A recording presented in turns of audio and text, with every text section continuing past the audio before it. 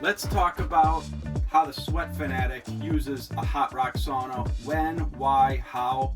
Let's get into it. Thanks for watching the video. I'm going to answer a question here. People like to use different types of saunas. They like to sweat different types of ways. We all have our favorite, and by far infrared is by far the most popular. Traditionally, over time, the Scandinavians got kind of a monopoly on it, so a lot of times people will think about the old hot rock traditional sauna, and it's a great tool. It's a fantastic tool for our health, our mental health, our physical health, and just overall well-being. And if you're not using one, you should definitely use one at least once in a while, if not on a regular basis. So I, obviously, if you've been following my channel, you know I love the infrared sauna the most, top dog. However, in the Caribbean, to get a good sweat, because I know when I sweat, I'm going to feel a lot better. When I use a traditional sauna, it's usually at a gym like Lifetime Fitness, and I'm on my way to the airport for whatever reason. I don't have time to do a 30 to 45 minute session.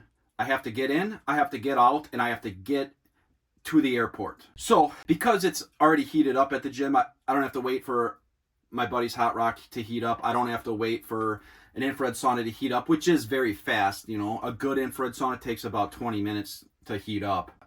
Not all of them do that, so you got to be careful what you use, what you buy out there, because there's some really long heat up times out there. But not the saunas that I use. They heat up very fast. But sleep is very important to me. So when I have an early morning flight, I can save time by going to Lifetime Fitness or even a different gym and using their sauna because it's ready to go. I can get in. It's a traditional sauna, so the temperature is going to be 150 or up. A lot of times 170, 180 are kind of popular. 180 tends to be on the high side for a commercial gym, but you can find them for all sorts of temperatures. So I'll get in there. I just have to get 15 minutes, possibly 20 minutes of sweat if I need to. However, the trade-off is I'm not going to sweat as much that session as I do in my infrared. So I get in there, I'm in and out quicker, but I don't feel as good because I don't sweat as much and I don't get as many endorphins released, as much inflammation out of my body. But it's a trade-off. So I do feel good. I feel exhausted afterwards, which is okay. But, you know, you got to do what you got to do to get a sweat in and feel great. The other time I like to use a traditional sauna is going to be at the end of the night. I'm going to my buddy's house who's got an outdoor finish wood-fired stove where he cranks it up. It's a gathering. We have multiple people. We're engaging. We're connecting with each other. It's kind of a traditional type of thing, hence traditional sauna.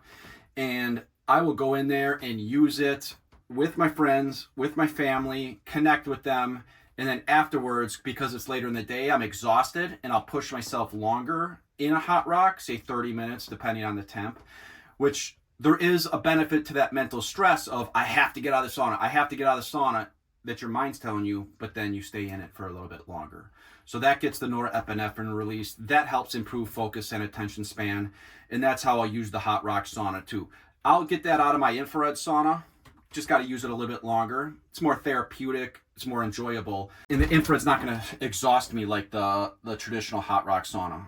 So I'll use it at the end of the day to get exhausted so that I just crash out at the end of the night. Infrared, you could do that as well.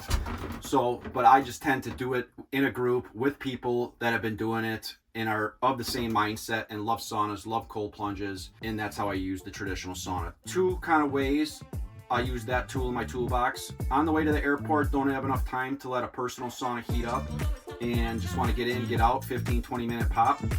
Or traditionally, with my friends, with my families, at the end of the day, we're doing a connecting, a bonding experience like my guys at MKE Hive do on the east side of Milwaukee.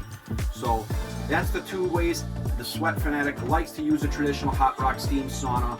Like, share, subscribe, comment. Let me know what you think, what you want to talk about. And until next time, get out there and sweat.